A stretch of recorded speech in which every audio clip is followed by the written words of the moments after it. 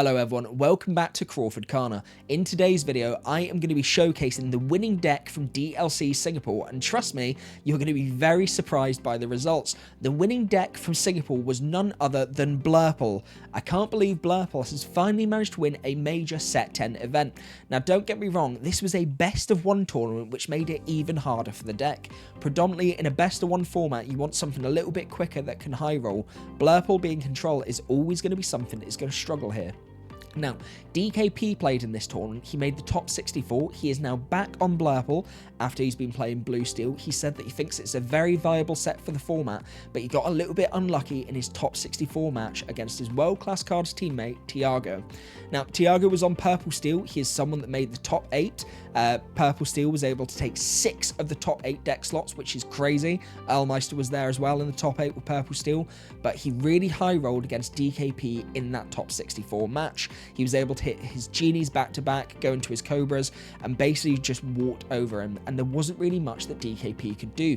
And this is something that's a real big struggle with this best of one format. Now, at the end of the video, I'm also going to showcase DKP's list, as it's a little bit different to the deck that won it. We've got two kind of viable options for the strategy that we go for, and I think this is going to be really essential for you to look at what deck you want to take towards your set champs. Obviously, Purple Steel feels like the major choice since it's been dominating the meta, but if you're like me and you don't want to be playing the same deck as everyone else in the room, as you don't want a full day full of mirror matches, this could be a smart deck for you to look into.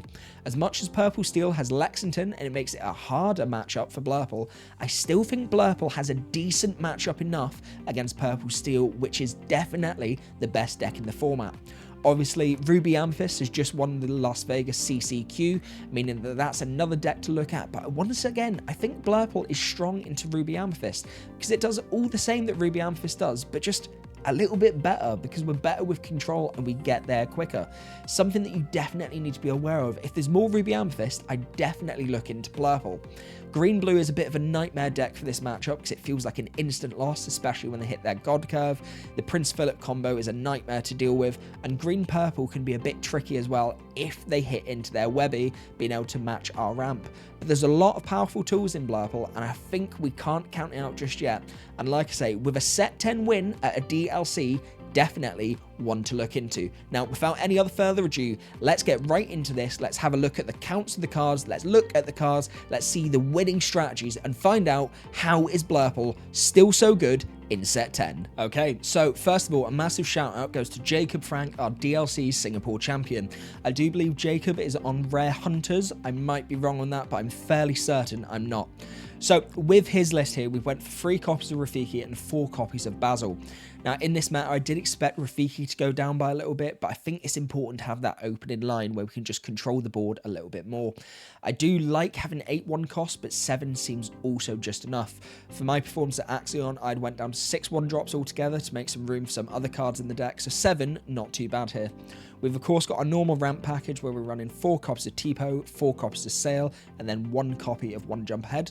Frank Carson has said that with the base ramp for Tipo and our Sail, we get 90% chance of seeing ramp in our opening 2 turns. If we add the 1 jump in there, that boosts it up to 93%, which makes it a little bit more likely.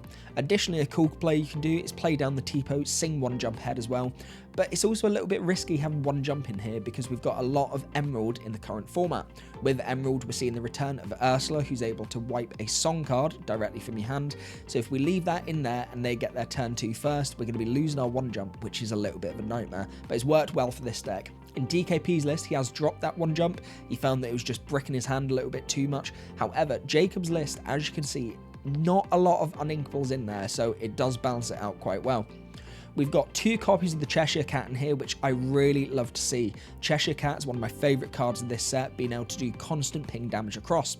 You see Bell Accomplished Mystic in the deck. Cheshire Cat does the exact same thing, except it's not just when it's played down, it's every single turn. You can boost the card, move a card underneath it from the top of your deck, and then move 2 damage counters around. Really useful strategy. Also, what you can do here is get a lot of cards underneath it from boost and then bounce it back to your hand to replenish your hand. Some people need to be careful in this set. There's a lot of hand control cards, especially from the gargoyles, so we need to make sure that we're not overdrawing into an overly large hand, as we don't want to have to discard a load. With this, it means we can go low on a hand size, wait to the right time, bounce a card back in with Mim Elephant by getting Cheshire Cat back in. But also, I really like the idea of Cheshire Cat just constantly staying on the field and being a threat for your opponent, scaring them from turning sideways too much. You can even challenge with a Cheshire Cat and then move the damage that it's got on it straight onto another card for your opponent. So great card there. We've got the standard evasive package of 4 copies of Dumbo, 4 copies of Genie. Genie isn't doing as well, especially against Purple Steel, because they do have Lexington now that's able to one-shot Genie, which is really, really annoying. I really liked the turn 3 Genie play and it just sticking around for a little bit, but we have to be more careful of that now. Dumbo is an additional great draw engine for us.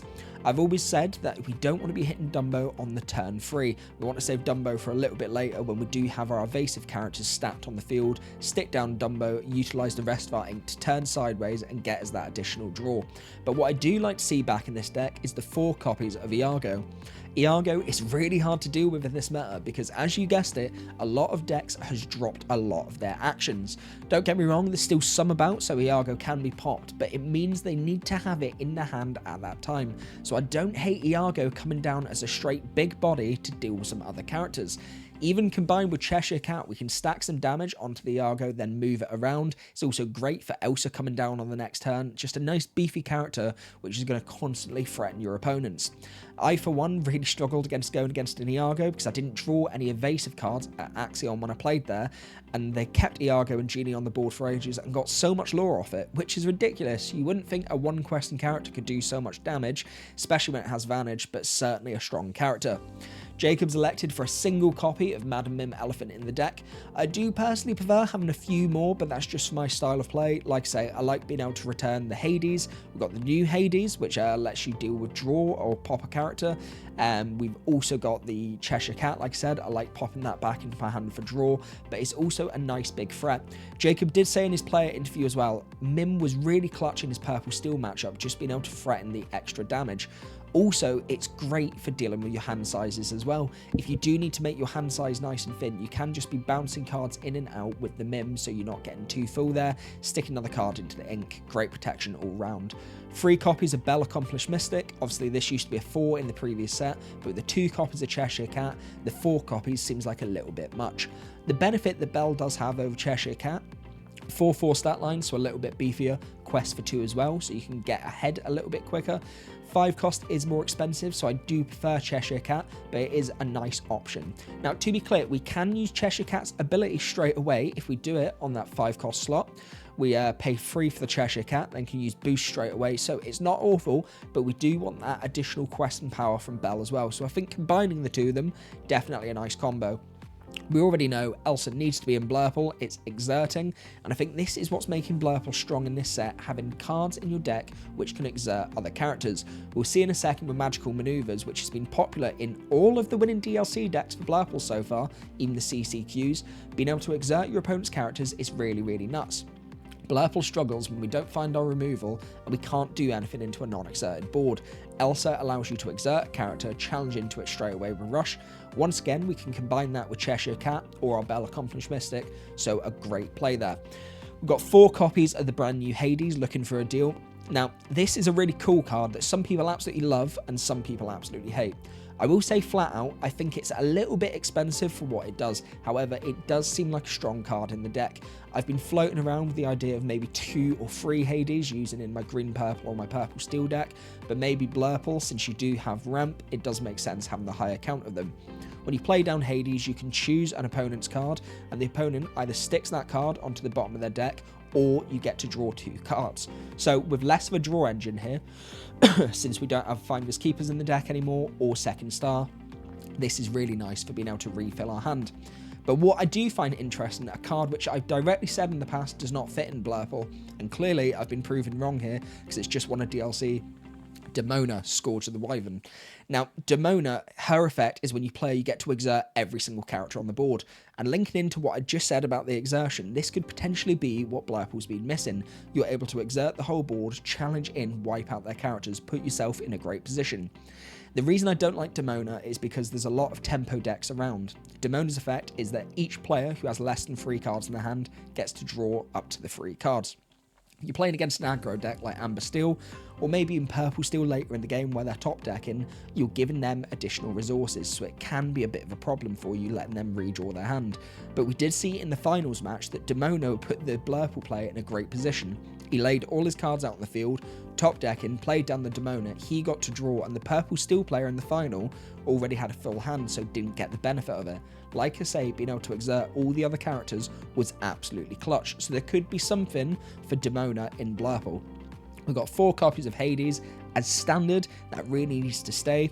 Yes, we have the new Steel item, which is able to pop deity characters, decent, but I don't think that's enough of a reason not to play Hades. We can still bounce it back to our hand, it's still getting rid of any chosen character that you like, obviously one without ward, quest for 2, 3/6 stat line, so it's a welcome fit in the deck. Be better if it was inkable, but we've not got a lot of inkables, uninkables anyway, so definitely nothing wrong with that. Hades needs to stick as a 4 if you are playing Blurple. 2 copies of Monstro, good for a little bit of board clearing. Now Monstro, I find a little bit of a difficult one. I did take Monstro out of my set 9 list, only because I felt like I wasn't getting the effect off enough. It was ending up in my ink quite a bit. But I think with a lot of dogs in the meta, the Circle of Life decks, Monstro is going to be really, really clutch to clear out those board states. When we do get to that near end game state where the opponents are getting really close to game, if they make the mistake of quest now, slamming down a Monstro at the right time can be just what you need to be able to clear their board. Additionally, it's beefy, it sticks around, it can re-ready itself as well, so you can protect it, and then it's also a really good singer. We don't have a second star to the right in this deck, so they're not going to be getting that value of singing with Monstro, but definitely something I can see still being useful in the right matchup. Like say for me, I just ink it a lot, so I'm not sure I get the benefit of Monstro. 2 copies of Magical Maneuvers lets you draw a card and exert an opponent's card, really useful again. Once again, the exert effects seem to be doing really well for Blurple at the minute. We've got our Sail and then 1 Jump Head. We have 4 copies of Into the Unknown, which is essential, once again, being able to put a card from your opponent's side of the field that's exerted into their inkwell, face down.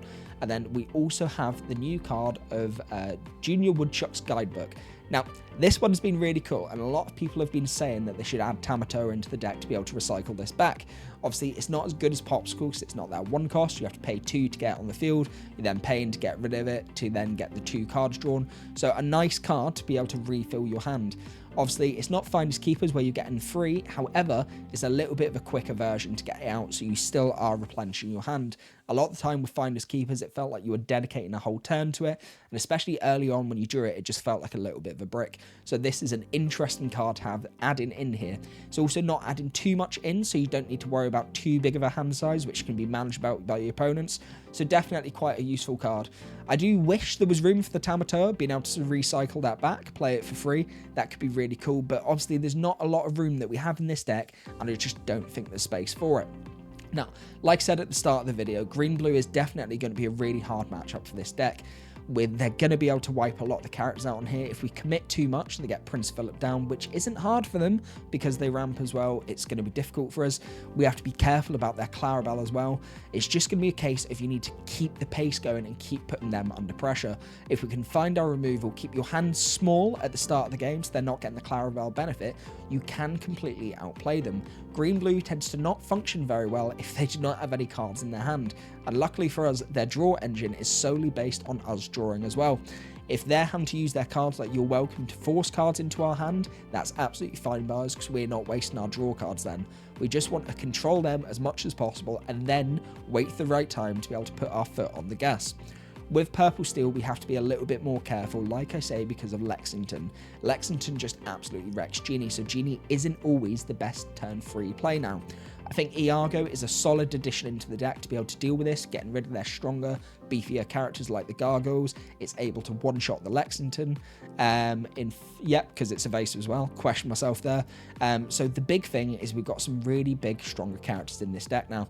I think overall this deck's performed really, really well. Really interesting list to see as well. We're going to take a look at DKP's list in a second, just because that's a little bit different. He's dropped the one jump ahead. I don't think he's running the guidebooks either. He does have the second stars in there. So let's move over and take a look at the differences between the winning deck compared to one of the best performing decks in Swiss. Okay, so here we go, DKP's list. Now, to be honest, I feel like I'd be a little bit more comfortable with this list. This feels a little bit more my style of play. Apart from the no Cheshire Cat, not too happy about that one. I think that needs to be added into the deck. Something definitely missing there. But we do have Ursula in here, which is one of my favourite cards from the set. As I said on the previous deck, I feel like the 4 of each, the Rafiki and Basil, is really strong in this meta. I think there's definitely room for it, but if you are trying to make room for other cards in your deck, it does make sense to take away one of the 1-cost slots. I would say Basil is definitely the stronger card because you can combo that with your Elsa, being able to take out some of the stronger characters, and realistically, in this set, we have a lot of high will-powered characters, so Basil is definitely going to shine.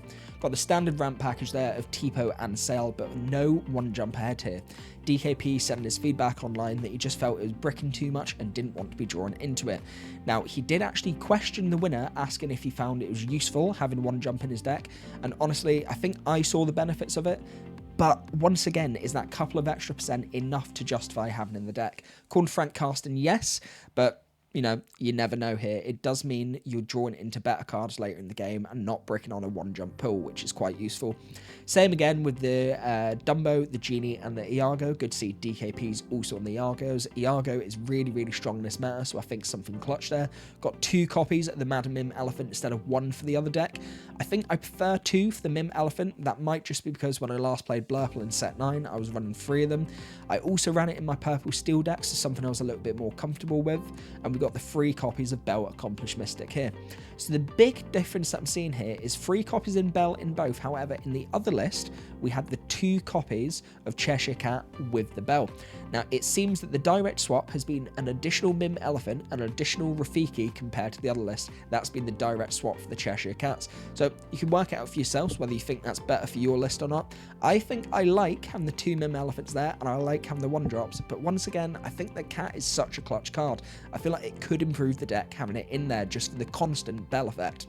We've got 4 copies of Elsa as standard, and then 3 copies of Hades. So interesting to see 3 copies instead of a 4 copy. Once again, I do think it's a very strong card. I just don't know if it's as good as it's made out to be, but I do like that you most of the time get a draw from it.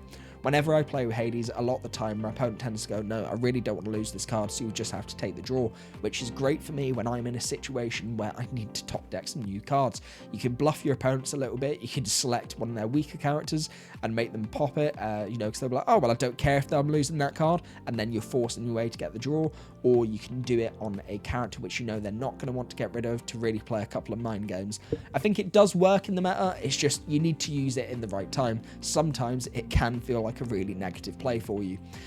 To be fair though, with the 2 copies of Mim Elephant, I don't hate being able to bounce that back. Something that I've been doing in my green-purple deck at the minute, I'm cycling that 5-cost Hades, so even on the lower count that I have of it, it's still working very optimally. We've got 4 copies of Ursula. Now, this is one of my favourite cards in this set, and I'm so glad DKP's been playing it. I was really gutted to see that it wasn't in the winning list, but she's basically replaced TikTok from the last set. She's a 5-cost character, and you pay 1 to boost her, but when you boost her, she becomes evasive, and she gets to quest for another lore. So that means she's questing for 3 and is evasive. The card is absolutely mental. Being able to quest for a big character like this early on with Blurple could be really great for the deck. Also, like I said, with the boost effect, being able to stack cards on there, you can do that multiple times in a turn, play down your Mim Elephant and get that draw back into your hand because all the cards come back to you. So I love seeing Ursula in this list. 4 copies of Hades, 2 copies of Monstro, the exact same as the win list, quite similar there, but we've got 4 copies of Hypnotic Strength, which of course is a little bit different. Now, the winning list was opting for Magical Maneuvers, which I think may be a little bit of a stronger card. Hypnotic Strength gives +2 to a character. You can, of course, target a Vanish card like aggro to pop it, but I think it's better being able to exert a card. So I would personally opt for Magical Maneuvers here. However, you do get the +2 sort of benefit. But the big question for me is 2 copies of an action in the win list compared to 4 in DKP's list. I think for me, 2 copies is going to be a little bit stronger, whether you go for Magical Maneuvers or Hypnotic Strength. For me, that's the right count, but I would also lean more towards Magic Maneuvers over Hypnotic Strength. Sailor's standard with the Tipo, got 4 copies of Into the Unknown, just the same as the other deck. We need to get that extra bit of removal, but we also have 2 copies of Second Star to the Right. Now, Second Star to the Right is a really nuts card because you get to draw 5 cards from it. It's really expensive, however, because it's synced together, it's not that hard to play. In the previous set, we had a lot more 4 costs that we were running, so a lot of the time you'd have probably Singer 9 total on board, and you struggle to get to that Singer 10. Opponents became very aware of this card on the field, this card coming out, so they would stop you from being able to get that Singer 10 off, and if they could do that, it put you in a really bad position. I struggled in a lot of games where I'd sit with Second Star bricking in my hand. However, with Hades being added into the deck, with Ursula being added into the deck, it means we've got some additional 5-cost characters now. And with this, it means it's going to be a little bit easier to sing. Elsa, Hades, Ursula, all 5-cost characters, and then Big Hades, Monstro, all larger as well. We've got Belle in the deck as well, so it shouldn't be too hard to be able to sing it. I do like the addition for that. Now, we're not got the Woodshop guidebook here, which means you're not getting the item draw. Fair enough, but do you really need it if you've got Second Star? That's a big, powerful draw engine. So, interesting that the number 1 list didn't have it. I personally would still like to have that in my list, but I do think the guidebook makes a perfect replacement for Finders Keepers. Is there a way where these get combined together? Maybe you could dot 2 copies of the Hypnotic Strength, put in 2 copies of the guidebook as well as 2 copies of Second Star. That does mean you've got a lot of draw, but it does also mean you're susceptible to opponents who are able to play around your hand size. So something to bear in mind there. Okay, everyone, that is the end of the video. Later on in the week, I'm going to be bringing you a full recap of the top 8 decks from Singapore DLC once they're all released. I'm still waiting to find Tiago's deck list. I don't want to do a half video for that. I'd rather be able to give you all top 8 lists, so expect that coming soon. I'll do the exact same. I'll go through all the decks, what's working with them, what you need to put into your decks, and how it can work well for your Set Champs tournament. Thank you for staying tuned to the end of the video. If you are prepping for Set Champs, please let me know in the comments what deck you think is going to be the most seen deck at Set Champs. Realistically, I think it's going to be Purple Steel, but the meta is wide open at the minute. Hope everyone has a great day. Looking forward to catching you in the next video, and I'll see you next time. Bye!